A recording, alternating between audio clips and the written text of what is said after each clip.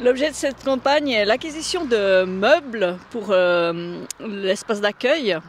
Et nous nous sommes portés sur des meubles de fabrication artisanale avec du bois 100% suisse.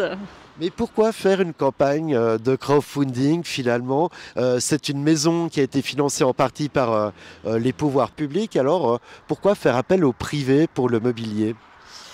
Eh bien, en fait, du fait qu'on choisit ces meubles, qui sont quand même d'un coût un peu plus élevé que des meubles standards, il fallait financer et boucler notre financement. Et puis, bon, la région a déjà participé, comme vous l'avez dit, dans la construction.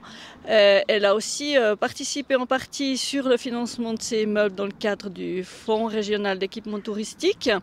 Et maintenant, on espère pouvoir compter aussi sur des privés pour pouvoir s'associer à ce beau projet. Finalement, les gens, s'ils acquièrent des meubles, auront leur nom sur une plaquette à poser sur un meuble. Et puis peut-être que c'est quelque chose qui peut les séduire.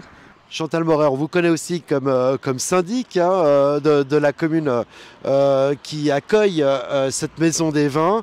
Dans quelle mesure la commune soutient ce projet? Alors la commune a mis à disposition ce magnifique terrain qui était avant planté en vigne, donc en droit de superficie, gratuite, pendant une durée de 50 ans, renouvelable évidemment.